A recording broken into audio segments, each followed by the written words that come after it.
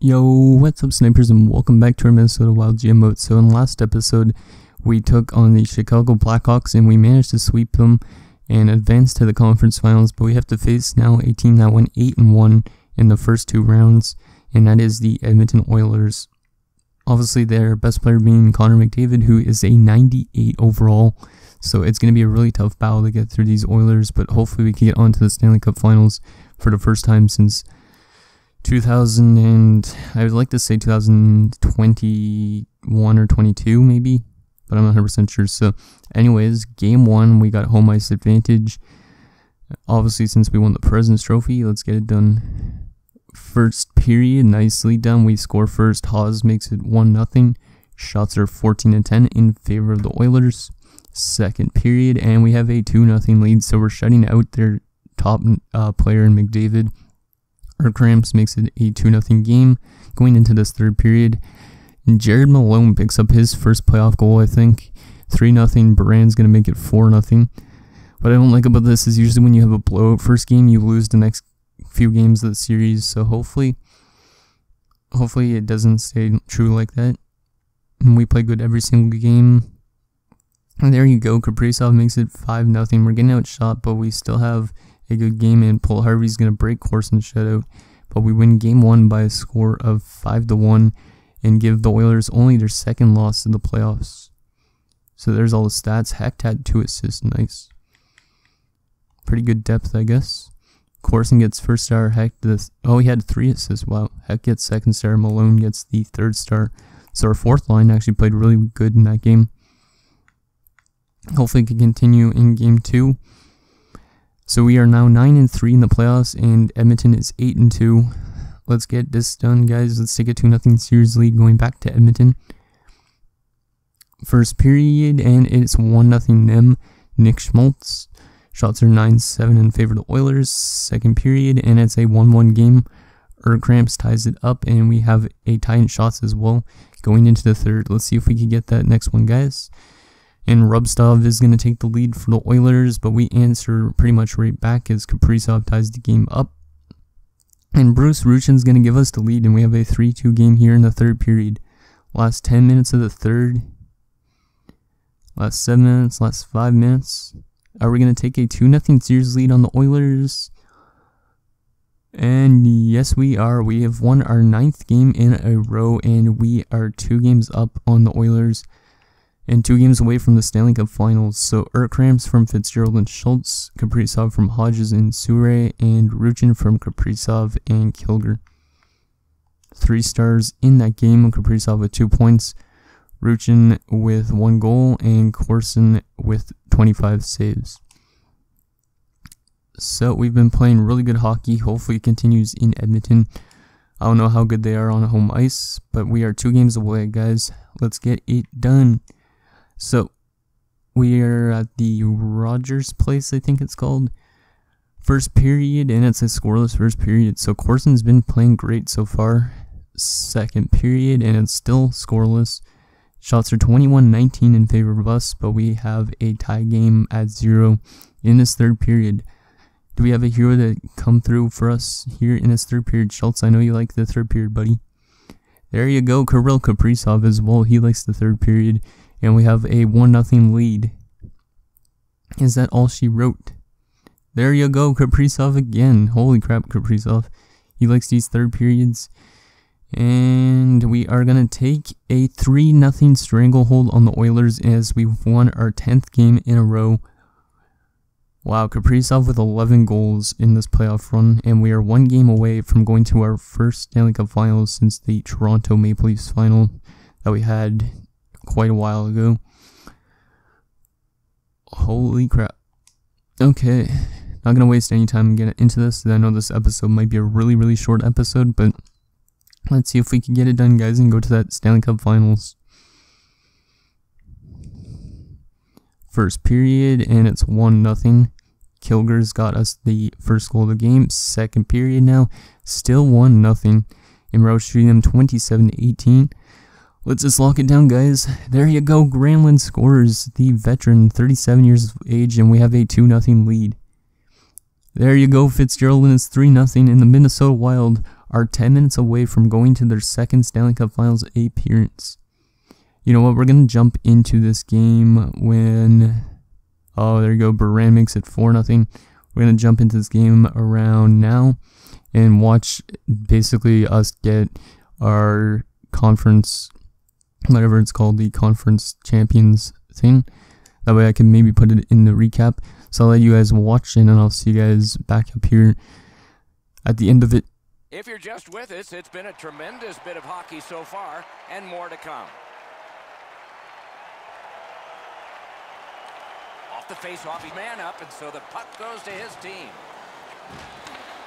Tries to get it on net, got his stick on it. The Oilers are skating it back in their own end.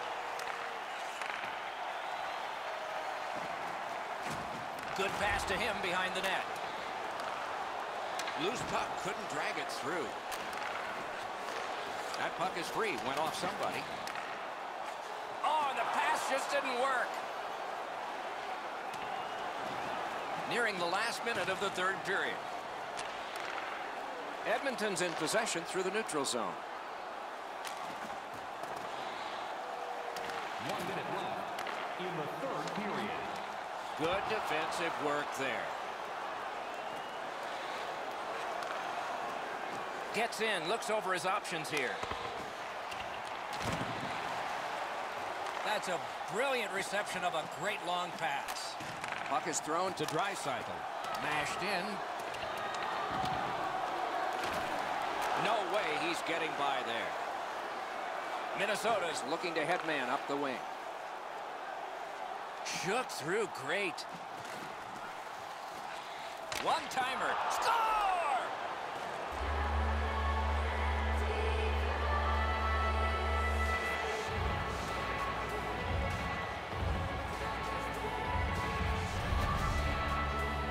Hodges found himself with only one option in a high slot, and it was a one-timer, and he scored.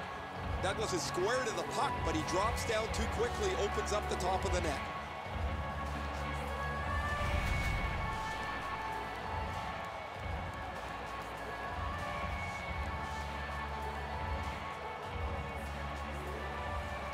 Strong play on that faceoff. You have to be strong to hold that other guy off. And by number 25, time of the goal. With a wrister. Gloved. Held there for a faceoff coming up next.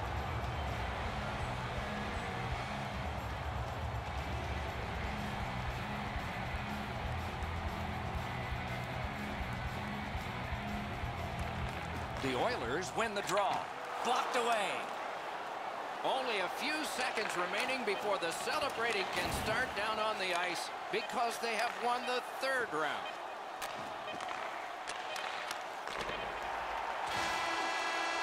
And the game is over. The series is over. They've won the series and they'll move on.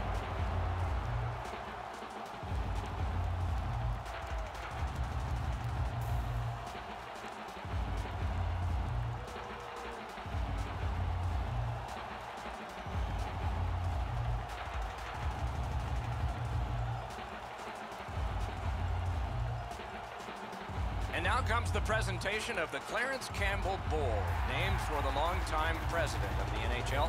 It goes to the Western Conference team that goes to the Stanley Cup Final. And there it is. Will they touch it or not? There's superstition here. The tournament moves along with even more promising matchups in the future. Don't miss those. For Eddie Olczyk and Ray Ferraro, Mike Emmerich saying so long for now.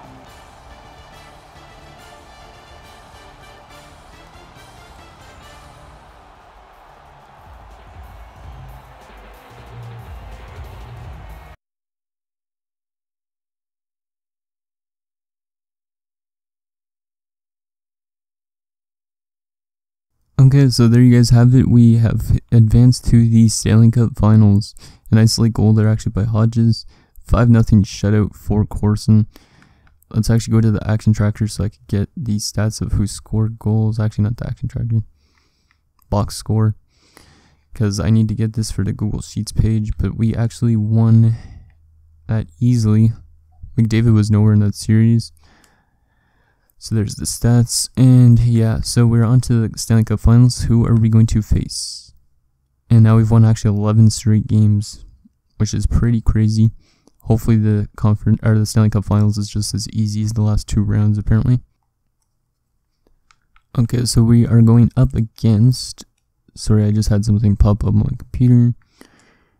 We're going up against the Boston Bruins in the Stanley Cup Finals. So that means Philip Zadina.